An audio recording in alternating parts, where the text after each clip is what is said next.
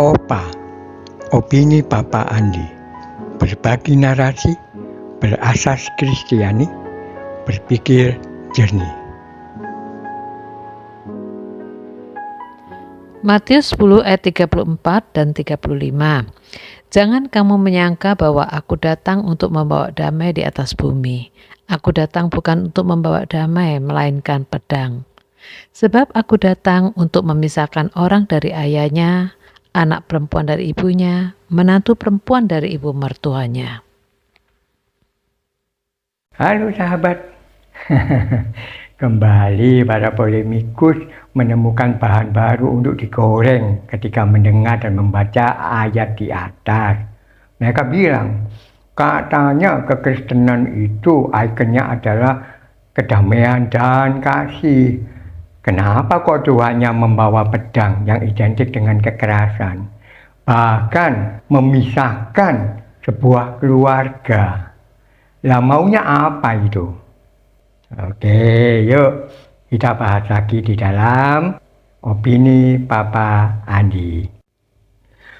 Bertentangankah ayat di atas dengan Yesaya pasal 9 ayat yang kelima yang ada pujiannya? Namanya benar, sehat, ajaib, Allah yang perkasa, Bapa yang kekal, Raja damai. Nah, Raja damai katanya. Tapi kenapa kok Raja damai bawa pedang? Pernah saya sudah jelaskan bahwa Tuhan Yesus sering menggambarkan makna kehidupan itu dalam firman Allah berdasarkan kisah nyata episode yang lalu dan perumpamaan pada episode hari ini. Salahkah kalau Yesus datang membawa pedang? Yohanes pasal 1 ayat 1 dikatakan, pada mulanya adalah firman, firman itu bersama dengan Allah dan firman itu adalah Allah. Ayat 13, firman itu menjadi manusia. Jadi Yesus adalah firman Allah yang turun ke dunia menjadi manusia. Ibrani pasal 4 ayat 12 dikatakan, firman itu tajamnya melebihi pedang bermata dua yang memisahkan antara roh dan jiwa, antara sendi-sendi dan tulangnya. Tapi dalam sesi ini saya tidak menjelaskan tentang ayat ini. Next mungkin saya akan jelaskan. Tapi paling tidak kita sudah tahu bahwa kalau Yesus datang membawa pedang, itu sesuai dengan apa yang menjadi hakikatnya, bahwa dia adalah firman Allah. Terus, apa benar Yesus itu mencerai-beraikan antara anak orang tua, menantu dan mertua? Di dalam terjemahan Bahasa Indonesia Masa Kini atau BIMA dan versionnya dari Contemporary English Version, itu sebenarnya kata Yesus memisahkan sebenarnya berbicara tentang apa? Bahwa kedatangan Yesus menyebabkan orang tua dengan anak terpisah, menantu dengan mertua terpisah.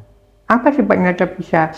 Karena iman percaya yang sudah diputuskan itu seringkali membuat seorang anak kehilangan warisan, seorang anak tidak dianggap anak. Nah, dari situlah maka dikatakan oleh Yesus bahwa kedatangannya itu pasti akan menyebabkan perpisahan yang tidak diinginkan, termasuk sahabat, termasuk majikan dengan bawahan.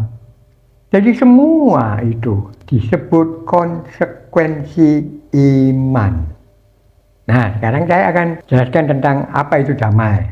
Damai dalam hal ini, dalam konteks ini ada dua hal yang paling mendasar. Pertama, damai adalah sikap hati yang tenang, aman, tentram, di tengah-tengah kesukaran, di tengah-tengah tekanan, di tengah-tengah penderitaan.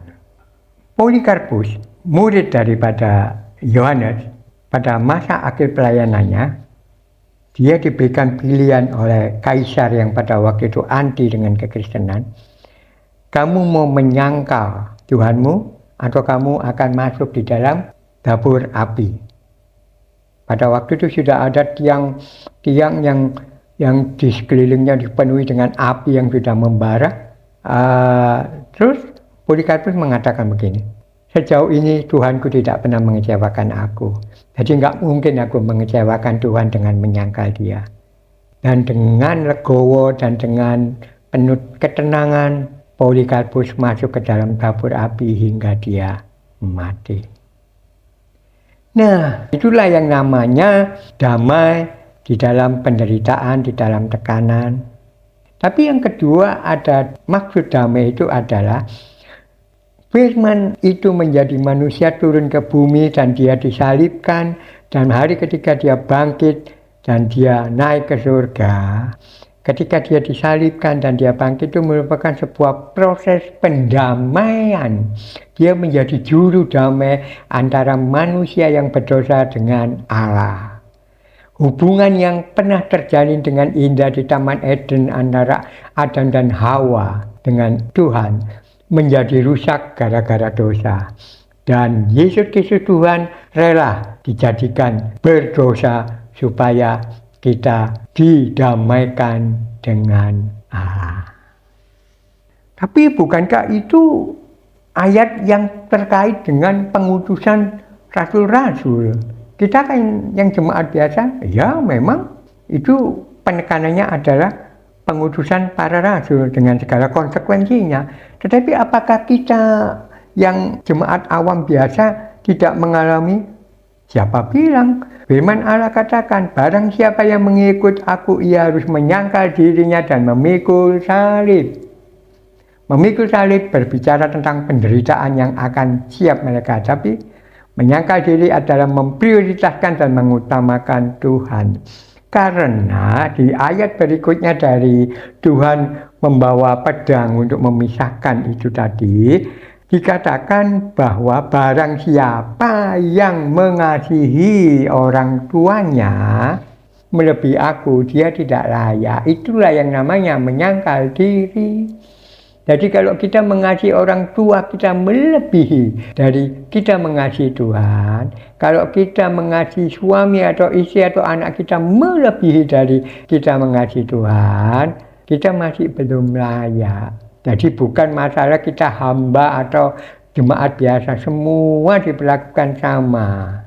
Dan korelasi yang paling terakhir yang terjadi tentang pedang dengan damai, pada waktu Yesus berumur 2 tahun, dia kembali pulang ke rumah bersama orang tuanya. Datanglah orang Majus memberikan persembahan. Tapi sebelum itu orang Majus harus mampir kepada Herodes, seorang raja yang jahat dan biadab itu.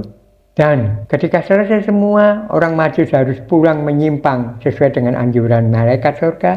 Dan Yusuf, Maria, dan Yesus dia pergi ke Mesir untuk mengungsi. Saudara tahu apa yang terjadi di pasal itu? Terjadi pembantaian.